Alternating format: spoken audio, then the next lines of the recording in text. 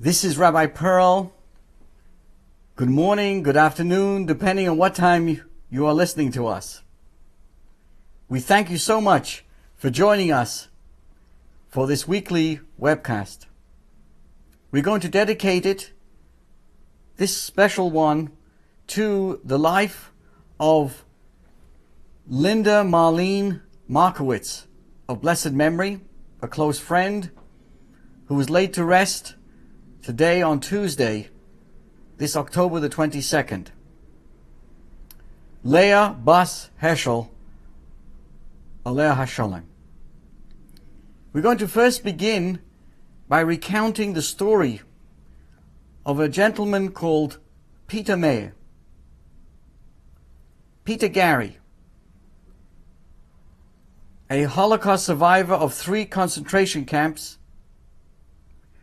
who now lives in British Columbia.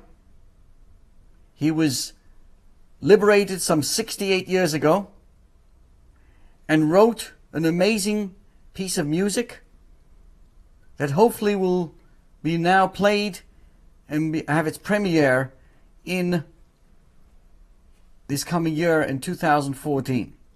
And I'd like to give you the background. He wrote this musical based on his experiences at these camps with special songs, and it's now being prepared for a 120-piece complete orchestra.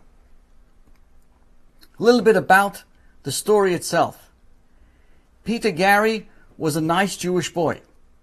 He was an only child living with his parents in Budapest in 1937. And he was busy. He studied languages, music. He spoke Hungarian, German, and French. He learnt these languages at school. And after school, he studied English. His father loved everything English. His mother loved music. She came from a musical family and a long line of musicians, and encouraged him to attend the Franz Liszt Royal Academy of Music. He studied piano, composition, and even attended a series of Bela Bartok's masterclasses. He wanted to be a conductor. He was educated, cultured, and Jewish. Not that he knew very much about his Yiddishkeit. His bar mitzvah was his only Jewish experience. And that was terrifying. As he recounts, he was given a crash course in Torah reading a few months before his 13th birthday, and performed in front of a packed house at Europe's largest synagogue.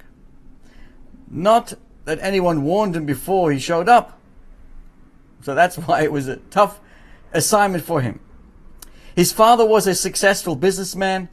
The family was comfortable, part of the upper middle class of that time. They owned a car. And he was often away in business. This is Peter's father. Life was great. And then came the December of 1941. Peter was pulled from his comfortable life of languages and music and sent into hell. Peter was 17. He was home alone with his mother. His father was away on another business trip. And there was a knock on the door. It was the Nazis. They barged in, brutalized Peter and his mother, forced them out of their home, and loaded them onto a truck. The truck was sent up north, and Peter was pulled from his comfortable life of languages and music and sent into hell. Just like that, more than 10,000 Jews were rounded up that December in Budapest. And although the Nazis didn't officially round up Hungarian Jewry until 1944, Peter was lucky, as he tells it. He was born in Poland in 1924. His parents were traveling when his mother gave birth, and that made him Polish as far as the Nazis were concerned. Peter and his mother were herded into the last truck out of Budapest. They were taken to the middle of nowhere, along dirt roads and into the woods.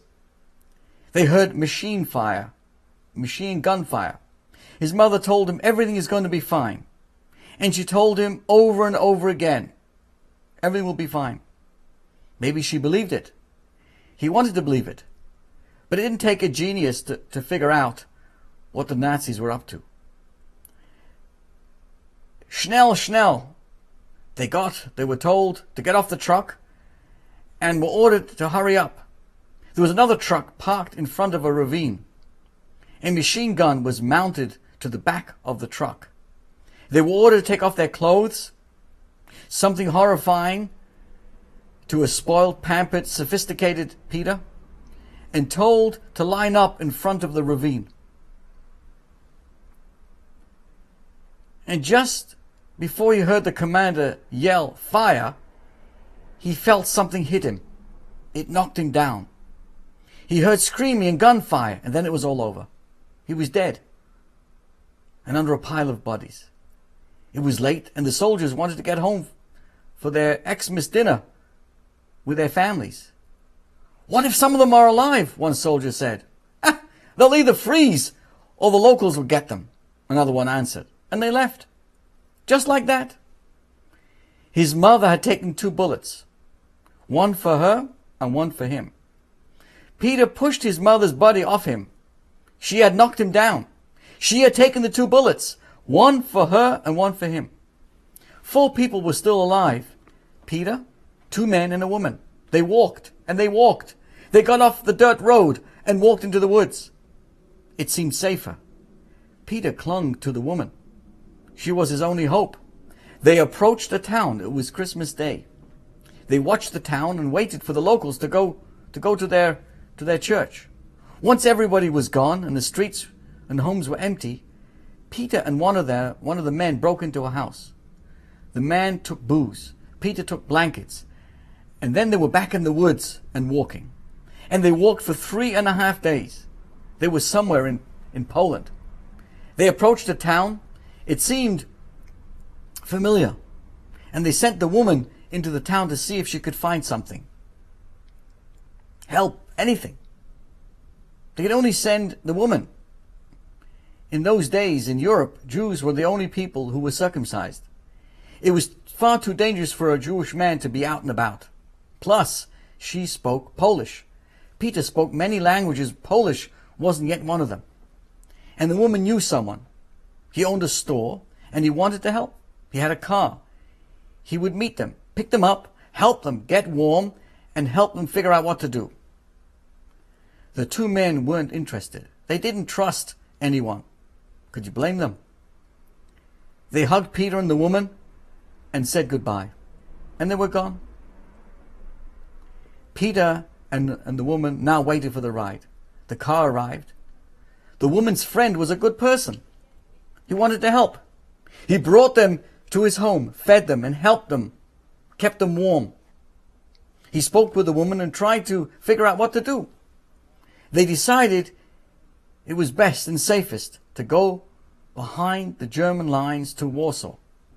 The woman rode in the car, but it was too dangerous for Peter to ride in the car too. He was a liability. He was a circumcised man. He didn't speak the Polish, so they kept him in the trunk.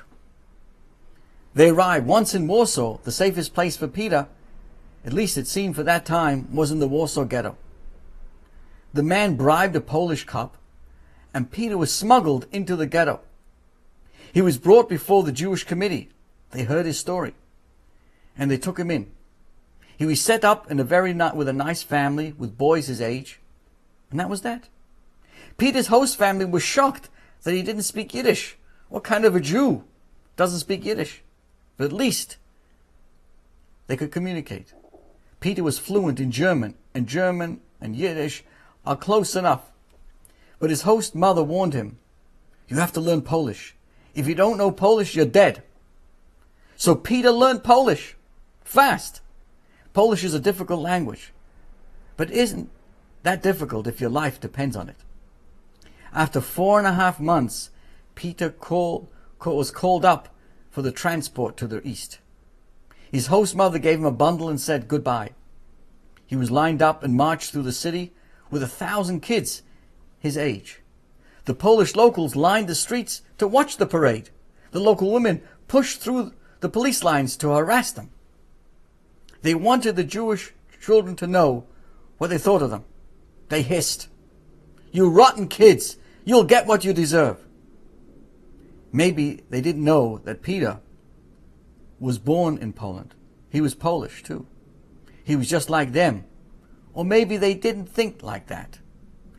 Peter now was sent to Medanjek, a camp just outside of Lublin. It was actually originally housing POWs, then it was converted into a death camp. Peter raised his hand when he got there.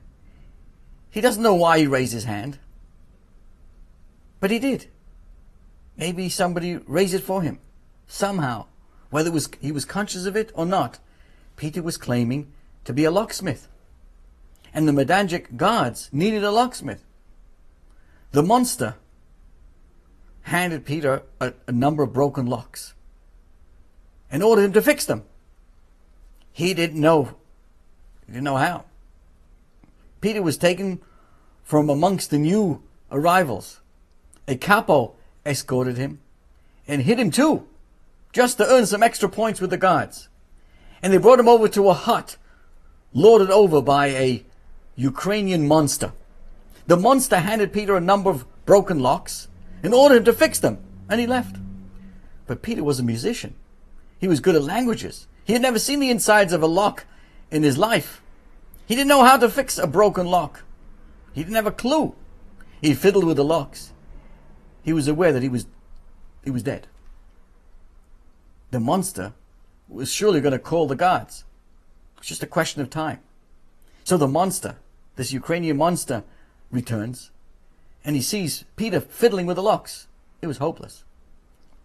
The monster whacks Peter's hands, his soft, pampered musician's hands, and hissed in his ear, "You've never seen a lock in your life!" And it was over. Surely Peter was going to be hauled off and shot. "Shut up," he said. "I'll teach you," this monster whispered. And Peter was saved. Yet again. Why? It was a question that was to remain unanswered. Members of the Sonder Commando would receive extra food. These were the individuals who were in charge over the welcoming and other horrible activities. And that was welcome news to Peter. He found a way to get himself into the Sonder Commandos. His first job was greeting the new arrivals. He lied to them. What else was he supposed to do? His next job was unloading trucks. Medanjek was not yet a fully functioning death camp. The gas chambers were still under construction. Children were gassed in trucks. The exhaust was fed into the back of the truck. And Peter's job was to take the bodies and bring them to the crematorium. His third job was at the warehouse. He sorted books, underwear, teeth, hair, jewelry. The Nazis saved and used everything and complied a very careful inventory of items that came in. His comrades took things as they arrived before they were put into inventory, and would hide them under their clothes. Peter didn't have such street smarts. He was a rich kid. He never had to hustle. He didn't take anything. But he learned quick. Booty from the warehouses were now traded. It was bartered to buy time. Jewelry was traded for food or aspirins or sulfur. Because as he needed aspirins and sulfur, he was sick with typhus. Survival now was a commodity. Peter traded his way up to a better job. He was now in the construction crew. The construction crew was a group of about 300 men. They marched 100 kilometers to a railway siding, were loaded into a cattle car and sent on a long journey. It was from Poland to Dachau. His job at Dachau was building an underground factory for BMW. But he was sick and he was getting thin. He still had typhus, and he heard that they were trading Jews for trucks. Someone was doing this. So he was able to get transferred or traded as part of a swap. Where to? To Bergen-Belsen. Was Peter joyful? Are you kidding? Are you kidding? That word doesn't exist. And at Bergen-Belsen, he met the new Hungarians arriving from Auschwitz. He already was an old-timer. They wanted to know his secret. How was he able to survive? His secret to survive? He didn't know. No idea how he was able to make it this far. He was 76 pounds. He couldn't walk. He knew the Allies were on their way. He could hear the guns. And on his 21st birthday, this was April 15th, in 1945, the Nazis were gone. The British drove into the camp to liberate it. Was Peter joyful? After the war, what happened? The British wanted to help, but they were overwhelmed. The situation was not one they expected or even planned for. They set up 2 small hospitals and tried their best to save the survivors. But those they felt weren't going to make it, they just left them to die. They didn't have a choice. One doctor walked the camp looking for people to save. He decided Peter was beyond saving. He was too thin, too sick, and couldn't stand. This one isn't going to make it, the doctor said to his comrades in English. Not wanting to offend any of the survivors, he spoke in English. Peter answered back, "Thanks a lot." The doctor didn't realize he was speaking about the son of an English-speaking individual. "Did you just say that?" "Thanks a lot," the doctor said to him. "Yes, I did." He picked Peter up gently and brought him to the hospital. Peter was deloused and nursed back to health. The doctor came to visit and they became friends. He wanted to know what happened. He couldn't believe what he'd heard. Peter heard that the Americans were looking for interpreters. They needed people who knew English, German, and other Slavic languages. Peter knew. He knew them all. He picked up Russian too in the camps from the Russian POWs. Guess what? Peter now got the job. The Americans probably couldn't believe their luck. And he was now sent to work in Paris. Through his job, he was able to find his father. His father had returned from the business trip to find his family gone. Friends took him in and hid him. And his father spent the war on the run. 2 weeks here, 3 weeks there, and after the war, Peter now went to Sorbonne and earned a degree in humanities, in letters and music. He wrote his thesis inspired by the classes he took in the Bela Bartok from before the war. Bartok had recorded over 3,000 folk songs, just by the way, and was determined to bring music back to the people, away from the trends that didn't approve of classical music. Peter now moved to Germany, but he soon moved again to the United States. MGM, the movie studio, hired him to write music. He worked for them as a staff composer. But after after 6 months, his boss says to him, "We love you, but you're fired. Don't take it personally." The studio developed a way to churn out schmaltz, at a fraction of a cost.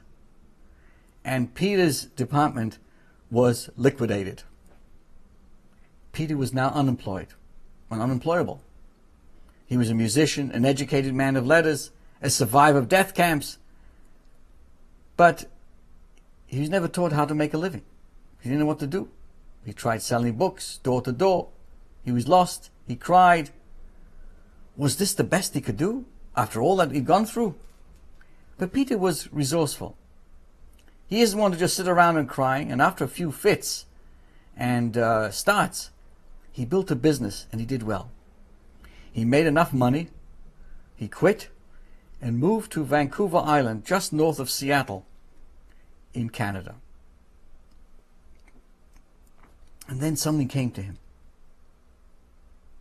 Why hadn't anyone written a piece of music for the 6 million?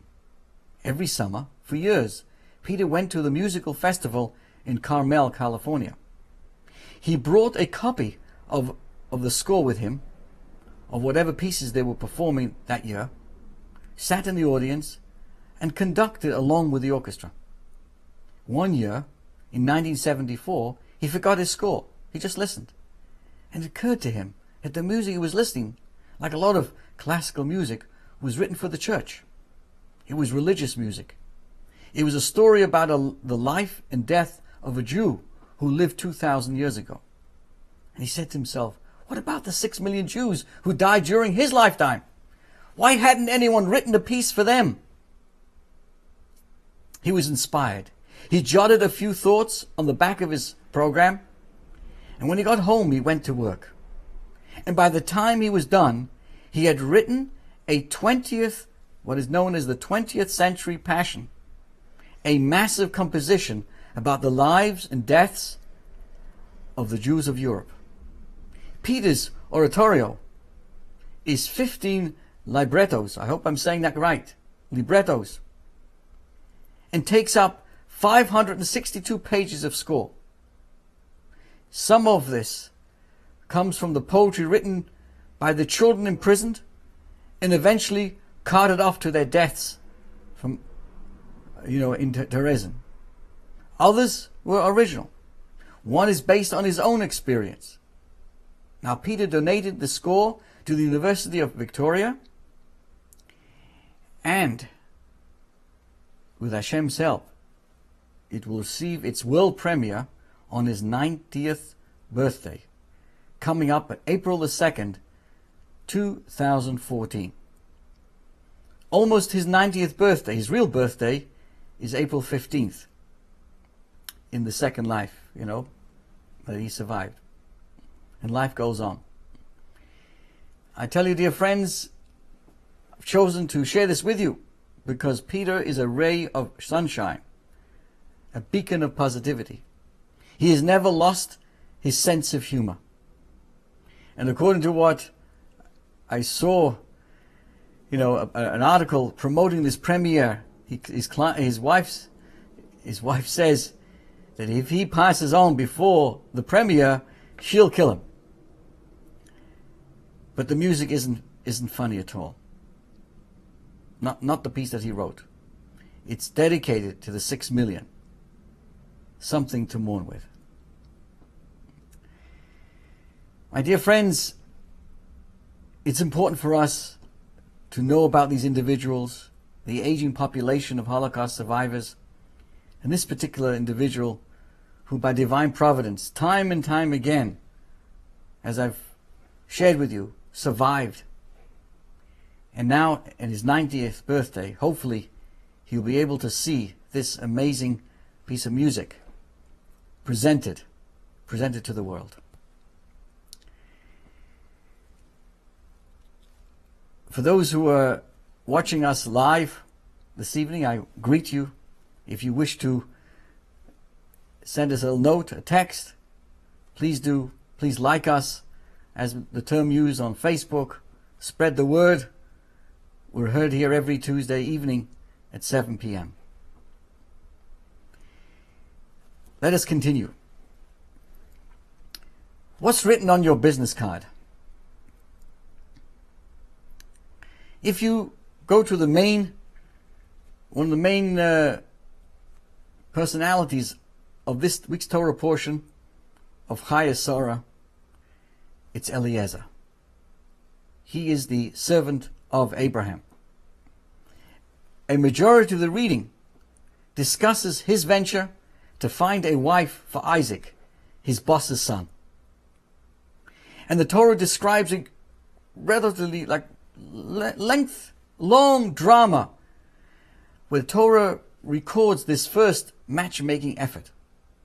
Throughout the narrative, Eliezer encounters miracles in abundance. Obstacles seem to disappear from his path. His prayers are answered instantly. Nevertheless, what is very striking is that his ego remains in check.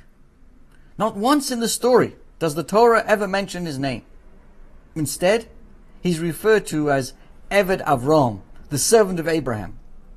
Later, when he finds the girl, he sets up an official meeting with the parents in order to ask them for a hand in marriage. They ask him to speak. It's not about him. It's never about him. What are the first words that exit from his mouth? Eved Avram Anochi, I am Abraham's servant. Then he goes on to lavishly praise on the boss. No name, no identity. He just introduced himself that way. There's no Harvard grad 86 or Yale 89. Or fed the starving in Albania 97. Joined the March for the Homeless in 2000. Or the other listings that we have on our business cards. Top executive in Fortune 500 company. Board member of the local JCC. Or playing golf to support the local Hadassah chapter. And has a wonderful relationship with his, 3 executives. Now, he could have boasted about the fact, Eliezer, that he was on the inn of one of the most powerful and perhaps the most popular man alive at that time. He could have sung his own accomplishments and credentials, as we all know. He could have just said, I am Abraham's right-hand man. I even provide the gossip columnists with tons of material about him, of course, under anonymous name. Joking. But nothing like that. It was not about him. It was never about him. The Medrash tells us a fascinating tidbit about Eliezer. He had a daughter whom he deeply wished would marry marry Isaac. And when he broached the subject to his boss, Abraham, Avram said, I'm blessed and that you are a descendant of Canaan who was cursed by Noah. And the blessed don't marry the cursed.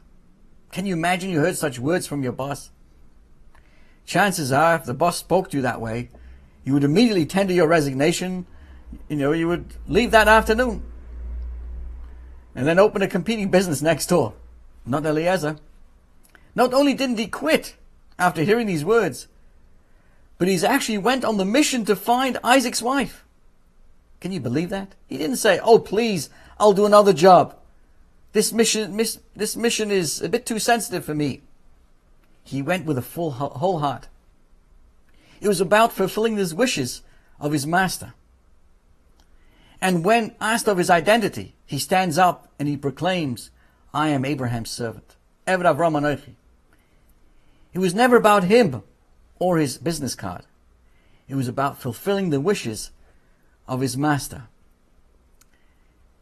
If only we could take this lesson to heart. After all, don't we all have a master? Hashem? Powerful thought of reminding ourselves who we are. While the prevailing atmosphere of the world sadly says that we are here to have a good time, to have pleasures, and once we're unable to do that anymore, then might as well get rid of us. Torah tells us we are a mission-oriented personality. We're here on a mission. All of us have a mission. All of us have Hashem.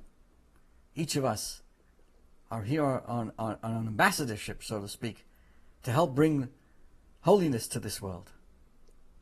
So I now conclude with a discussion, third part of our program this evening, on the beauty of Sarah.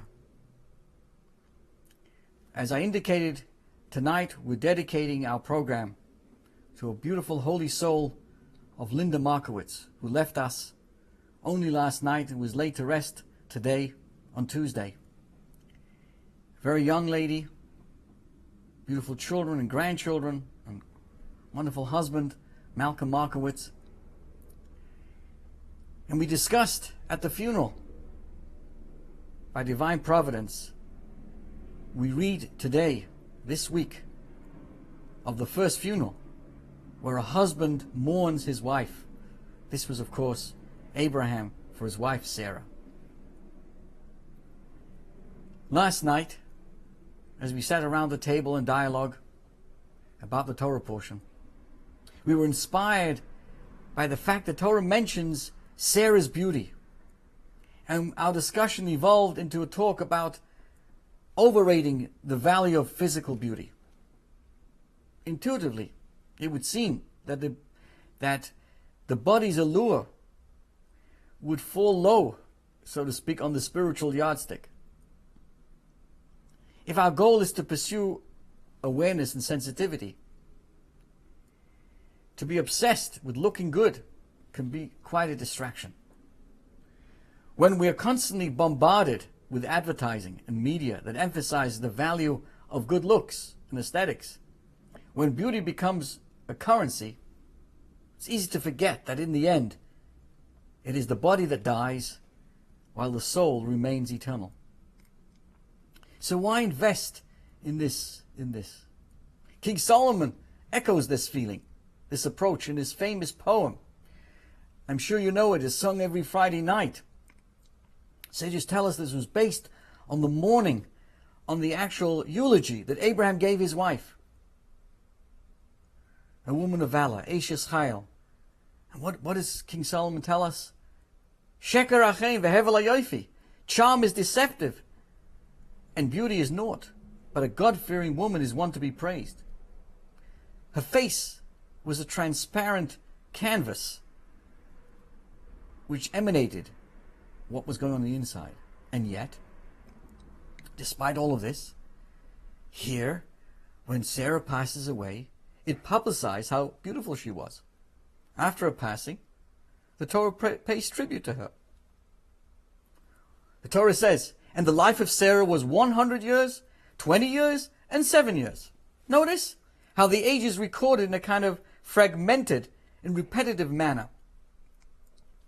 The Medrash explains, why does it say 100 years, 20 years, and then 7 years? Just say 127 years. And the Medrash explains to us, when she was 20, she retained the beauty of a 7-year-old. And when she was 100, she was as innocent from sin as she was when she was 20 years old. So in the final summation of Sarah's life, the Torah tells us two things. She was beautiful, and that she had a flawless character. Her two great qualities put together, juxtapositioned. What does this tell us? The apparent implication is that Sarah was a beautiful on the inside and out. And what's more, that the inside and the outside were interdependent. Her face was a transparent canvas from which emanated her inner radiance. In Hasidic philosophy, it helps us appreciate three ways in which the body and the soul can interact. Let me try to explain this to you. The soul can try and mitigate the urges of the body. Things that look good, taste good, feel good, are stimulating and addictive.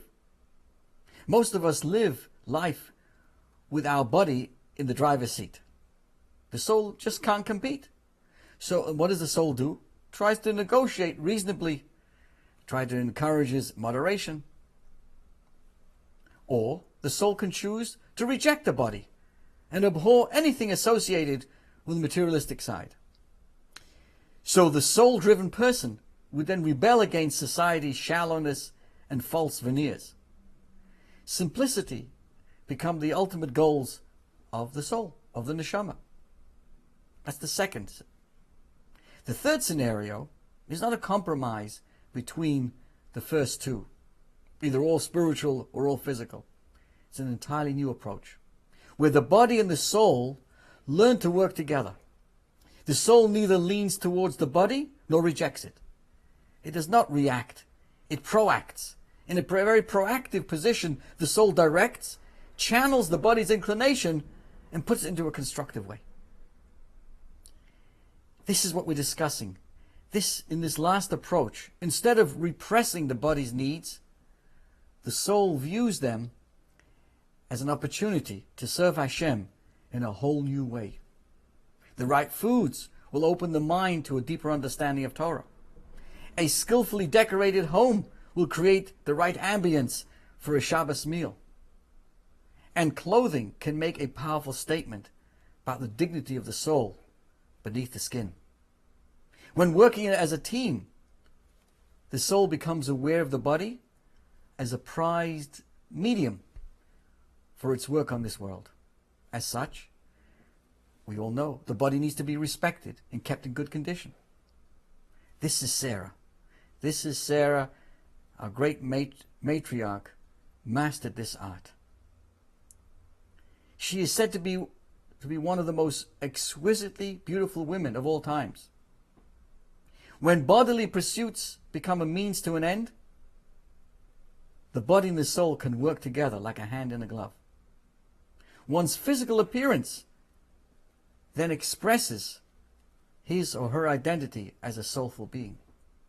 The punim, the face, becomes an expression of the pnimius. The Hebrew word for face is panim. Interesting, the panim is what you see, the outer side. But the root of the word panim is pnimi, the inner character. Here the Torah tells us this week that our great matriarch, Sarah, mastered this art. She counted amongst the most beautiful women of all times. And just as the soul does not age, Sarah's beauty was retained even in her old age. Her beauty was that of a body and a soul operating with mutual respect and harmony. And this is why the Torah's final praise of her speaks of her physical beauty, recognizing both the physical and the spiritual in her life. Dear friends, much to think about. Much to think about. Allow me to pause to take a look and to recognize. I'd like to recognize Dr. Alan Krieger, who was a good friend of the Markowitz family. Please note his sending Mal his condolences, which we will pass on. And Kevin Barron, one of our parents, a good friend we just met, looking forward to Morgan's bat mitzvah in the coming months. And to Laura May, thank you for your greetings. Dear friends, we're all human beings, but we all have the ability to combine the physical with the spiritual, to be able to aspire to live like a Sarah, who, as the Torah tells us, at the age of 100, she was flawless, as pious as a 20-year-old. At the age of 20, she was as beautiful as a 7-year-old. Being able to live in both worlds peacefully and harmony and in goodness. This is your host, thanking you for joining us this evening, wishing us only good news to all of us. May Hashem bless the Markowitz family for long life, to know no more sorrows, but to continue on both physically and spiritually in the best of ways. Thank you very much, and wishing everybody all the best.